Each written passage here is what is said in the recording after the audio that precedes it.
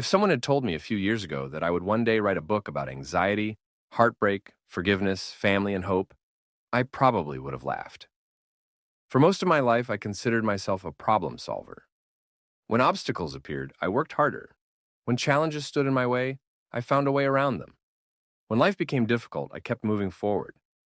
That approach had served me well for more than 50 years. What I didn't understand at the time was that some battles cannot be solved through determination alone. Some battles force you to stop, to listen, to reflect, to confront parts of yourself that you've spent years trying to outrun. This book is the story of one of those battles. But it didn't begin with anxiety. In many ways, it began the day I was born. I entered the world carrying challenges I wouldn't fully understand until much later in life. A stroke around the time of my birth left me with cerebral palsy. Throughout my childhood, I endured surgeries, therapy, physical limitations, and the experience of growing up different from many of the children around me. There were people who underestimated me, people who assumed they already knew what I would or would not be capable of accomplishing. Thankfully, there were also people who believed in me. My parents, my grandparents, teachers, friends, people who refused to allow my limitations to define my future. More importantly, they taught me something I would carry for the rest of my life. You don't get to choose every obstacle life places in front of you, but you do get to choose how you respond to it. That lesson shaped the man I became. Over the years, I built a career, raised a family, experienced success, endured failure, celebrated victories, survived heartbreak, and learned that life rarely unfolds according to plan. I experienced loss. I experienced betrayal. I experienced disappointment. I made mistakes.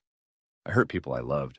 I was hurt by people I loved. Like everyone else, I discovered that life can be both beautiful and painfully complicated. Yet somehow, no matter what happened, I always found a way to move forward. Or at least I thought I did. Then one day, everything changed. What began as a sudden panic attack while driving eventually became one of the most confusing and frightening chapters of my life. The symptoms seemed to arrive without warning, and then they refused to leave. Head pressure, dizziness, brain fog, exhaustion, persistent tinnitus, ear pressure that often felt unbearable, an overwhelming sense that something was wrong. I found myself asking questions I never imagined I would ask. Was I losing my mind? Would I ever feel normal again? Would I ever drive comfortably, travel, enjoy life the way I once had? Like so many people searching for answers, I found myself moving from one doctor to another, one specialist to the next, one test after another. I searched for explanations, for reassurance, for certainty. At times I became convinced there had to be an answer someone was missing. At other times I wondered if the answer was staring at me directly in the face. The uncertainty became its own kind of prison. But something unexpected happened during that search. The deeper I looked for answers, the more I found myself examining the rest of my life. Years of working long hours, the pressure of always being available, the belief that my value was tied to my ability to solve problems, old wounds I thought had healed, painful memories I thought I had buried, relationships that shaped me, losses that changed me, and the people who helped carry me when I no longer had the strength to carry myself. I began to realize that anxiety was not the entire story. It was only the chapter that forced me to pay extra attention. Because this book is not simply about anxiety. It is about resilience. It is about love.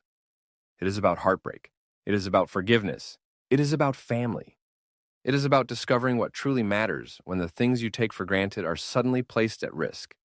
It is about the people who believed in me when I struggled to believe in myself. My parents, my grandparents, my children, my wife, and my grandson. The people who reminded me that even during life's darkest moments, there was still something worth fighting for.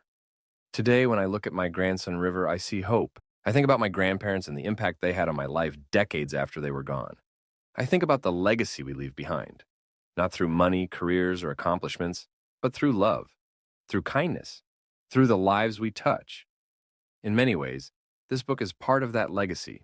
It is a record of struggle, a reflection on lessons learned, a love letter to the people who shaped my life, and a reminder that even when life doesn't unfold the way we planned, it can still hold purpose.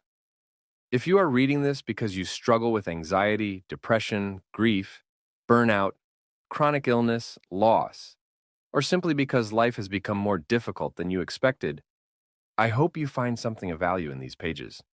I do not have all the answers. In truth, I am still searching for some of them myself.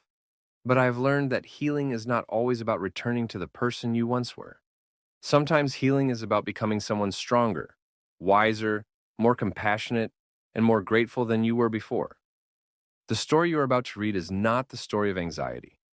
It is the story of a life filled with challenges, mistakes, love, heartbreak, perseverance, forgiveness, family, and hope.